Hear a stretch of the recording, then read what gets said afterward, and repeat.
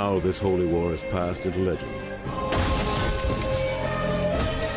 But there were those who saw it with their own eyes.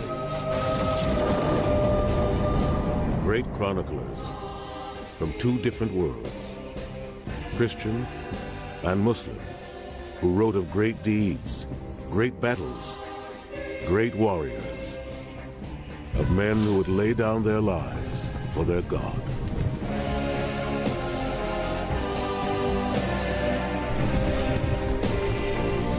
This was the collision of two great faiths, the clash between the crescent and the cross. This was the Crusades.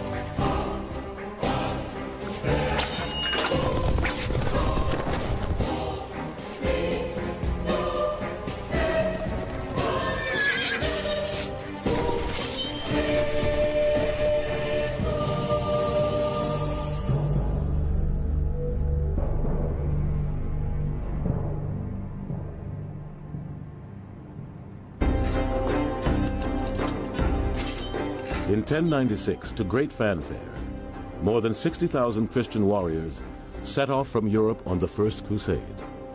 Their goal was Jerusalem. For more than 400 years, the Holy City had been in Muslim control. The Crusaders vowed to reclaim it in the name of Christ. For Christians, Jerusalem is so important because Jesus died here on the cross and he rose from death. So the most important point of the history of salvation took place there. So therefore, Jerusalem, for the Christians, is the center of the world. This Christian army had struggled its way 3,000 miles across the forbidding landscape of the Middle East in a series of epic encounters with the forces of Islam. After 3 years, this, the First Crusade, reached the walls of Jerusalem. Once inside, no one was spared. An estimated 30,000 citizens were slaughtered by the Crusaders. Muslims, Jews, even fellow Christians. But as the Crusaders reveled in victory, slowly, steadily, the Muslims prepared to strike back. Eventually, the wrath of Islam would be unleashed on the fledgling Crusader kingdom, under one leader, Saladin, and one battle cry, jihad.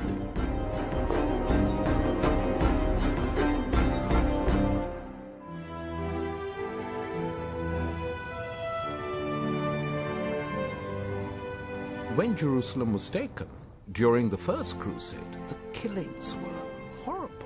The Jews who'd gathered in the temple were burnt.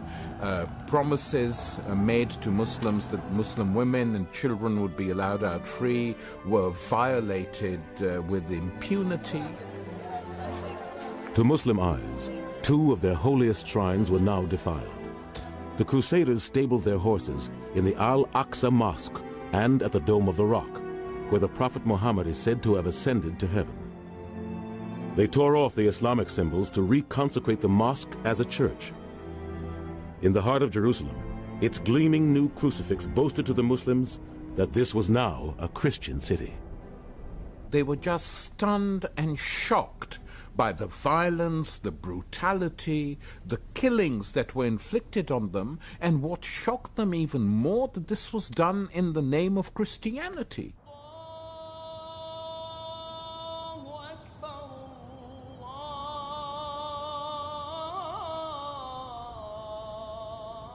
"140 miles to the northeast, in the city of Damascus, thousands of Muslims flocked to the Umayyad Mosque to mourn the loss of Jerusalem.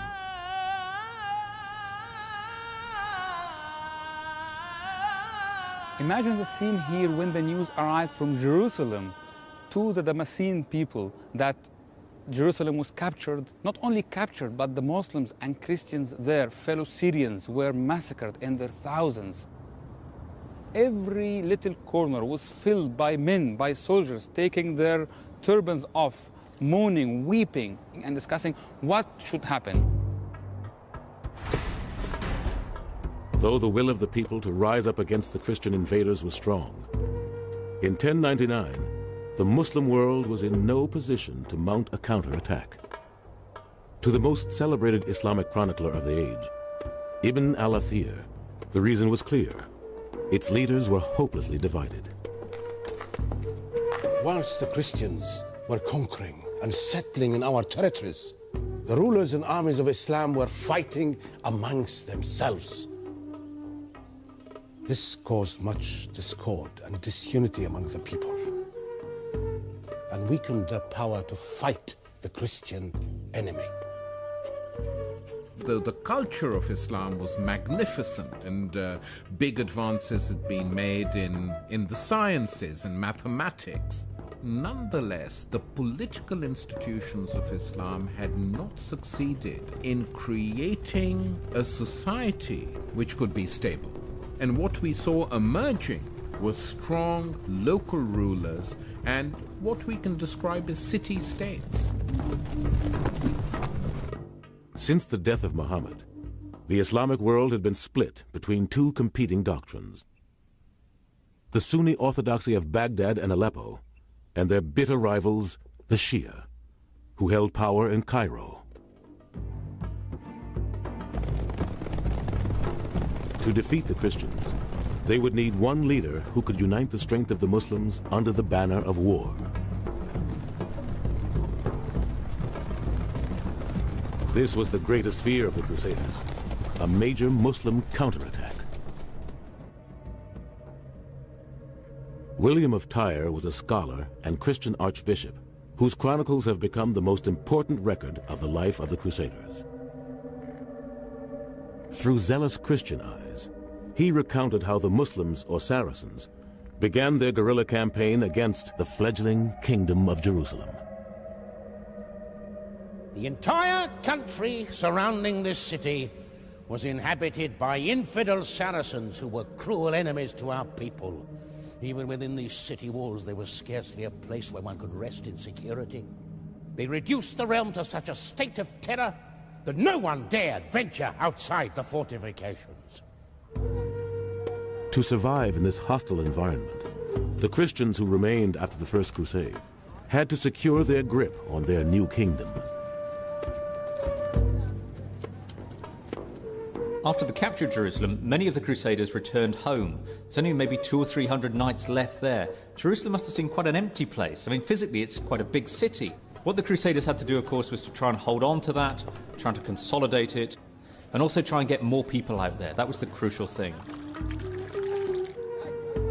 The Catholic Church appealed for European families to come and settle in Jerusalem. The homes of Muslims, Eastern Christians, and Jews were requisitioned to house the new arrivals. Recruiting tours went around Western Europe, advertising the idea, much as when Americans were told to sort of go west. This was go east, young man. You're going to get good property, good tax deals. You've got a sort of a sense of adventure. The other thing, of course, you'll be living in Christ's patrimony. There's that extra element to it as well.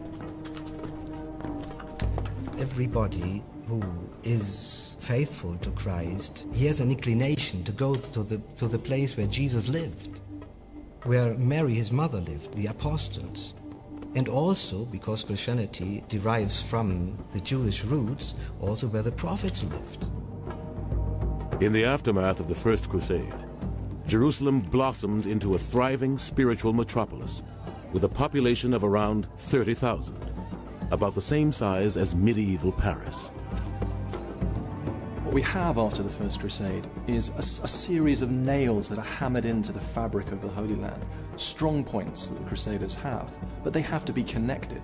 They have to link up these cities that they've taken and consolidate the territory. Europeans set up new farms, villages, and castles around the captured cities and created 4 powerful new Crusader states: Edessa, Antioch, Tripoli, and the Kingdom of Jerusalem. Now that the Holy City was Christian, pilgrim visitors from Europe poured into Jerusalem.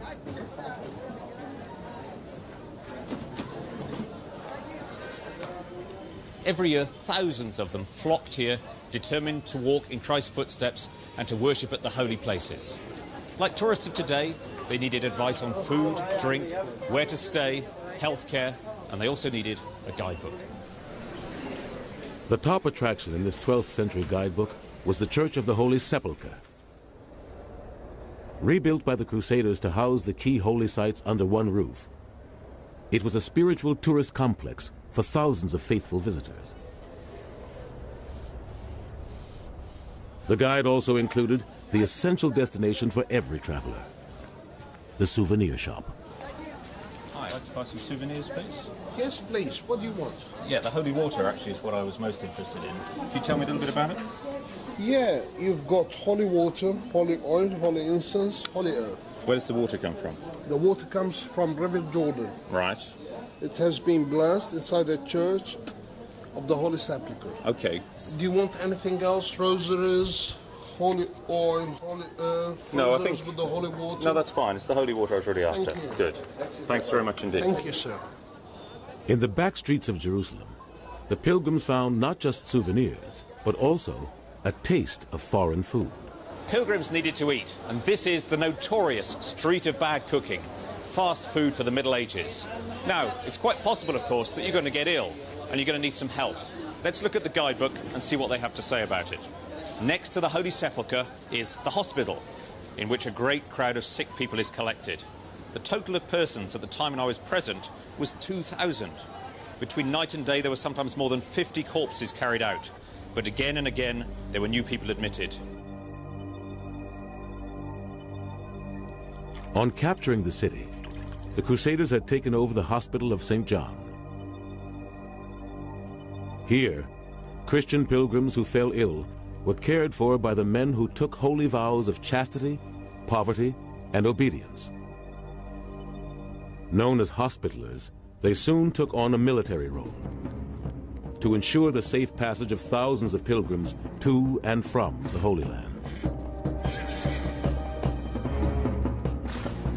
All along the way are bandit bands lying in wait for you, waiting to pounce on you. So much so that a pilgrim in the early 12th century, writing an account of pilgrimage, said that the road from Jaffa to Jerusalem was littered with the bones of dead pilgrims, and that if you were with pilgrims and one of your friends, one of your buddies was killed, don't stop to bury him, because the grave you dig, he said, will be your own.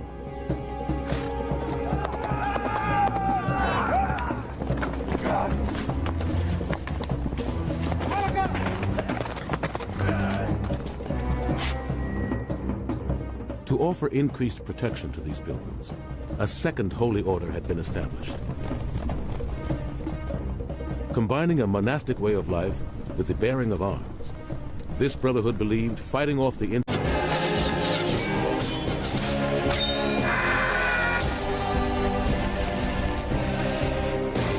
Now this holy war has passed into legend. But there were those who saw it with their own eyes. Great chroniclers from two different worlds, Christian and Muslim, who wrote of great deeds, great battles, great warriors. Cross. This was the Crusades.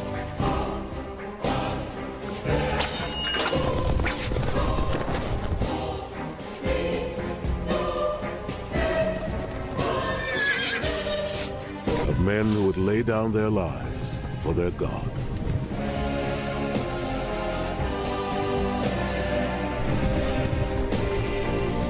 This was the collision of two great faiths, the clash between the crescent and the cross.